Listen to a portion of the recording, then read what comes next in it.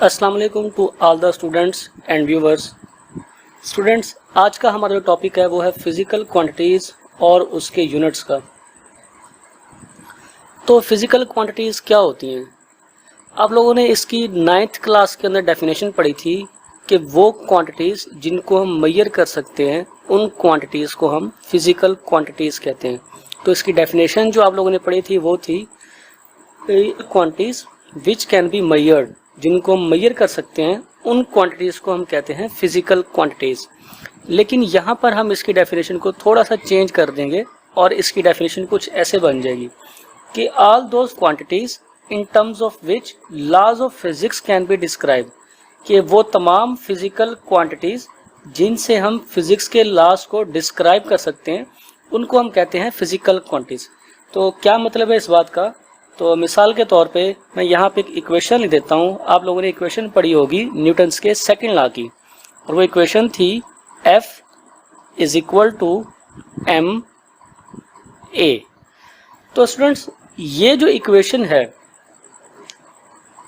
जिसमें फोर्स आई है, इसके अलावा एक मास की क्वांटिटी आई है और इसमें एक्सेलरेशन है, तो ये जो तीन क्वांटिटीज़ का हमने यूज़ किया है फिज़िक्स के लॉ को डिस्क्राइब करने के लिए, तो ये तीनों क्वांटिटीज़ जो हैं इनको हम कहेंगे फिज़िकल क्वांटिटीज़। तो यही बात हमने ऊपर लिखी थी डिफाइन के अंदर कि वो तमाम क्वांटिटीज़ जिनकी मदद से हम फिज़िक्स के लॉज को डिस्क्राइब कर सकते हैं उन क्वांटिटीज़ को हम कहते हैं फिज़िकल क्वांटिटीज़। तो इसमें तीनों क्वांटिटीज़ जो हैं इस्तेमाल हो रही हैं, तो ये तीनों क्वांटिटीज़ आपकी फिज़िकल क्वांटिटीज़ कहलाएंगी। अगर आगे हम इसकी टाइप्स पे जाएं तो फिज़िकल क्वांटिटीज़ को हम दो टाइप्स के अंदर डिवाइड करते हैं। एक को कहते हैं बेस क्वांटिटी और दूसरी को कहते हैं डिराइव्ड क्वांटिटीज़। इनकी डेफिनेशंस भी आप लोगों ने 9th क्लास के अंदर पढ़ी हुई हैं। तो बेस क्वांटिटीज़ क्या होती हैं? ये नाम से ही मेंशन है बेस, मतलब कि जो बेसिक क्वांटिटीज़ होती हैं उनको हम कहते हैं बेस क्वांटिटीज़। मिसाल के तौर पे जैसे आप लोगों ने अल्फ़ाबेट्स पढ़े हुए हैं A से लेकर Z तक, अब ये बेसिक हैं। बाकी जितने भी हम वर्ड्स वगैरह बनाते हैं वो सारे इन्हीं अल्फ़ाबेट्स को इस्तेमाल करके ही बनाते हैं। लेकिन अल्फ़ाबेट्स जो हैं खुद किसी भी और वर्ड से नहीं बने हुए। तो जो आपके अल्फ़ाबेट्स हैं ये आपकी बेस क्वांटिटीज़ कहलाएंगी, बेसिक कहलाएंगे, और उसकी मदद से हम जितनी भी वर्ड्स बनाए हुए हैं उनको हम डिराइव कहेंगे कि वो डिराइव क्वांटिटीज़ हैं। मिसाल के तौर पे अगर यहाँ पर मैं अपना ही नाम लिखूँ, जैसे कि यहाँ पर मैं लिखता हूँ ABBAS, अब ये मैंने एक वर्ड बना दिया। अब इसमें देखें कौन कौन सी क्वांटिटीज़ इस्तेमाल हो रही हैं। इसमें A इस्तेमाल हो रहा है, B इस्तेमाल हो रही है 2 टाइम्स, A है और S है। तो ये जो खुद अल्फ़ाबेट्स हैं ये खुद किसी से भी नहीं बने, तो ये आपकी बेस क्वांटिटीज़ कहलाएंगी। लेकिन ये वर्ड हमने बनाया है, ये वर्ड इन बेस क्वांटिटीज़ को इस्तेमाल करके बनाया है। तो ये वर्ड जो है ये हमने डिराइव किया है इन अल्फ़ाबेट्स को इस्तेमाल करके। तो अगर आप इस वर्ड को देखेंगे तो इससे हम कहेंगे ये डिराइव क्वांटिटी है, लेकिन अगर हम अल्फ़ाबेट्स को देखेंगे तो उससे हम कहेंगे बेस क्वांटिटीज़ है। तो फिर बेस क्वांटिटी की डिफ़ाइन क्या बनेगी कि वो क्वांटिटीज़ जो दूसरे वर्ड्स को या दूसरी क्वांटिटीज़ को बनाने के लिए इस्तेमाल होते हैं उन क्वांटिटीज़ को हम कहते हैं बेस क्वांटिटीज़। ये टोटल 7 होती हैं, लेकिन हम यहाँ पर एग्जांपल में 3 बताएंगे। पहले हम इसकी डिफ़ाइन देख लें कि वो minimum number of physical quantities जिसकी मदद से हम दूसरी फिज़िकल क्वांटिटीज़ को डिफ़ाइन कर सकते हैं उनको हम कहते हैं बेस क्वांटिटीज़। मिसाल के तौर पे जिसमें लेंथ आ जाएगा, मास आ जाएगा, टाइम आ जाएगा। अगर इसके हिसाब से एग्जांपल दी जाए तो इसकी अगर एग्जांपल मैं वेलोसिटी लिखूं तो वेलोसिटी का आप लोगों ने फार्मूला पढ़ा होगा कि v बराबर होता है delta d over delta t। अब इसमें देखें हम वेलोसिटी को डिराइव कर रहे हैं। कहाँ से डिराइव कर रहे हैं? डिस्प्लेसमेंट या डिस्टेंस कह लें और टाइम। तो इसमें जो डिस्टेंस है और टाइम जो है ये आपकी बेस क्वांटिटीज़ हैं। अब इनको इस्तेमाल करके हम एक नई क्वांटिटी बना रहे हैं, मतलब कि वेलोसिटी की जो डेफिनेशन है वो इन चीज़ों के ऊपर डिपेंड करती है।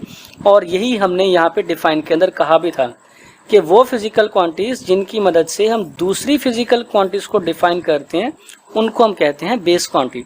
तो इसमें जो डिस्टेंस और टाइम है ये डिफाइन करते हैं एक नई क्वांटिटी को।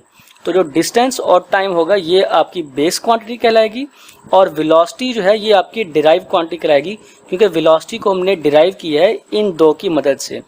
इसी तरह अगर मैं एक और यहाँ पे फार्मूला लिखना चाहूँ तो एक और फार्मूला, जैसे फोर्स का अगेन मैं लिखता हूँ कि फोर्स का फार्मूला था F = ma। तो अब इसमें देखें फोर्स भी जो है ये हमने डिराइव किया है, कहाँ से डिराइव किया है, मैस इनटू एक्सेलरेशन से। तो इसमें जो फोर्स है ये भी आपकी एक डिराइव क्वांटिटी कहलाएगी, क्योंकि इसको भी हमने डिराइव किया हुआ है किसी और फिजिकल क्वांटिटी से। तो फिर इसकी डिफाइन क्या बनेगी डिराइव क्वांटिटी की, वो फिजिकल क्वांटिटीज जिनकी डेफिनेशन जो है बेस करती है दूसरी फिजिकल क्वांटिटीज के ऊपर। तो जिस तरह अभी आपने फोर्स का फार्मूला देखा था कि फोर्स अभी हमने लिखी थी यहाँ पे कि F किसके बराबर था, F = ma। तो इसमें देखें ये जो बेस क्वांटिटी फिजिकल क्वांटिटी है आपकी फोर्स, ये दूसरी फिजिकल क्वांटिटीज के ऊपर डिपेंड करती है। तो फिर ये जो है आपके पास फोर्स है, इसको हम कहेंगे ये आपकी डिराइव क्वांटिटी है। उम्मीद है मुझे कि आप लोगों को समझ आ गई होगी। इसमें अगर इसकी एग्जांपल में जाएं तो अगेन वही वेलोसिटी आ जाएगा, एक्सेलरेशन आ जाएगा, मोमेंटम आ जाएगा, फोर्स आ जाएगा, एटसेट्रा। तो ये सारे के सारी जो है आपकी डिराइव क्वांटिटीज कहलाती हैं, जिनको हम डिराइव करते हैं। आगे है कैरेक्टरिस्टिक्स ऑफ फिजिकल क्वांटिटीज के, फिजिकल क्वांटिटीज की क्या क्या कैरेक्टरिस्टिक्स होती हैं। तो इसकी बेसिक 3 कैरेक्टरिस्टिक्स हैं। एक जो है उसको हम कह सकते हैं कांस्टेंट्स है, एक स्केलर्स, और थर्ड जो है लास्ट जो है वो वेक्टर्स। अब अगर मैं कांस्टेंट्स के ऊपर जाऊं तो कांस्टेंट्स को आगे हम मजीद टाइप्स के अंदर डिवाइड कर सकते हैं। कैसे, एक वो कांस्टेंट्स होते हैं जिसे हम यूनिवर्सल कांस्टेंट्स कहते हैं। यूनिवर्सल कांस्टेंट का मतलब ये होगा कि ये कभी भी कांस्टेंट चेंज नहीं होगा, इसकी वैल्यू हमेशा हर जगह एक ही रहेगी, इसकी वैल्यू कभी भी किसी भी केस के अंदर चेंज नहीं हो सकती।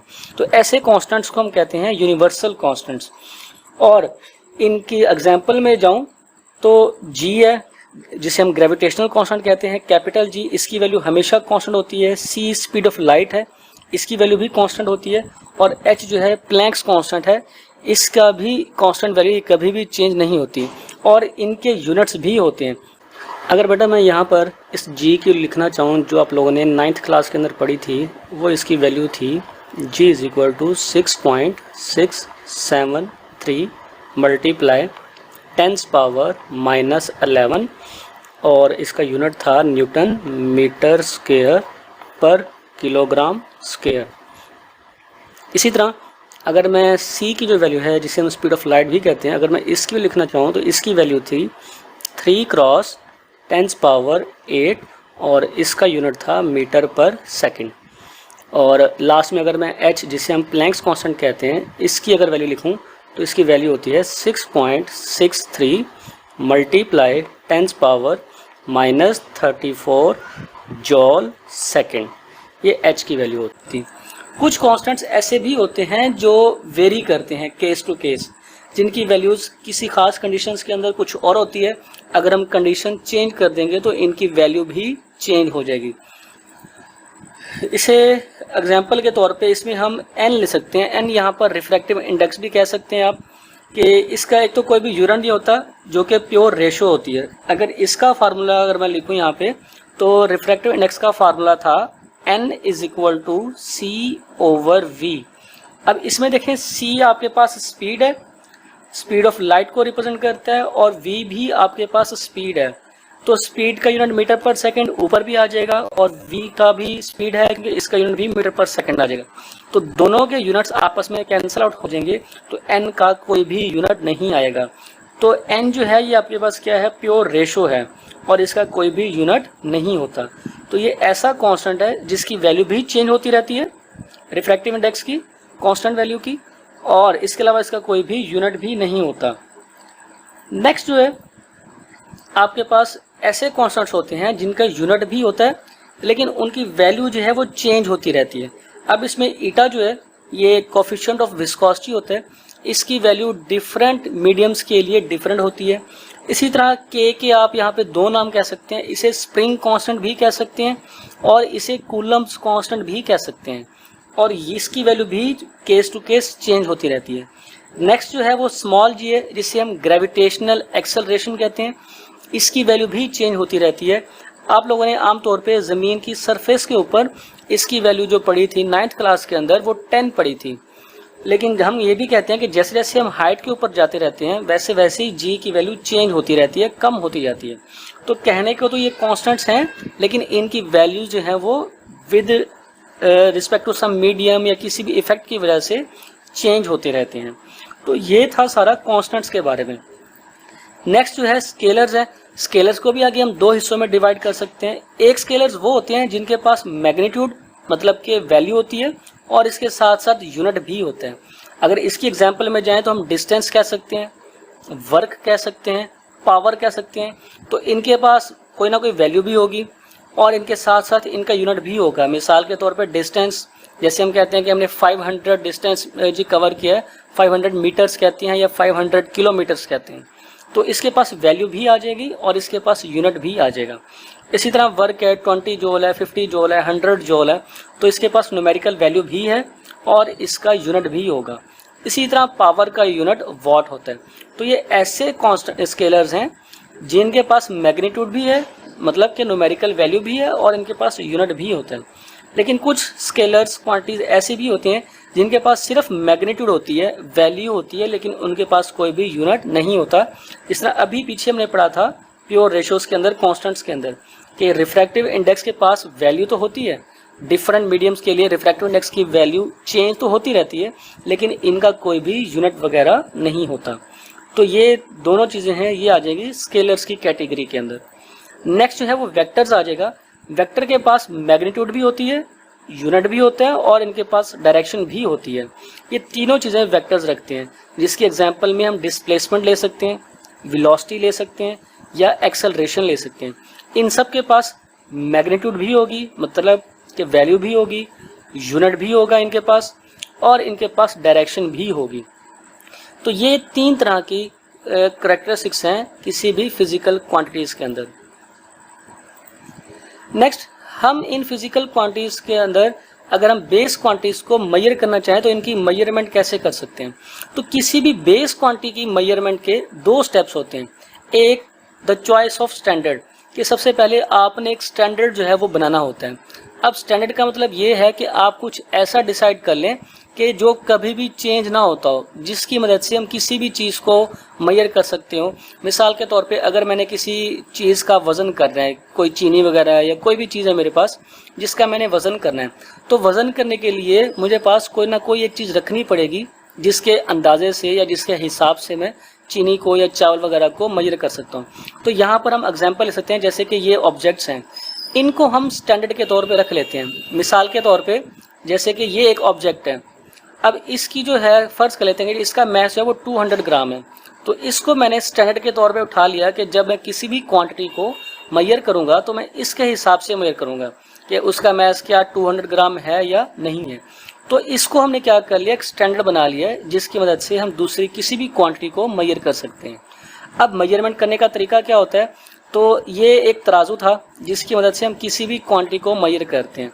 तो मिसाल के तौर पे मेरे पास एक बॉल है, ये एक बॉल है, इसका मैंने क्या करना है, मैंने मेजरमेंट करनी है, इसका मैंने मैस मेजर करना है। तो इसका मैस हम कैसे मेजर करेंगे कि इस बॉल को हम एक साइड के ऊपर प्लेस कर देते हैं। मिसाल के तौर पे इस साइड के ऊपर मैंने इस बॉल को प्लेस कर दिया, जबकि जो दूसरी साइड है यहाँ पर, इसके ऊपर मैं क्या करूँगा, इस ऑब्जेक्ट को यहाँ पर प्लेस कर दूँगा। तो ये मैंने क्या कर दिया, यहाँ पे इस ऑब्जेक्ट को प्लेस कर दिया और इसका मैस कितना था, 200 ग्राम जो है इसका मैस था।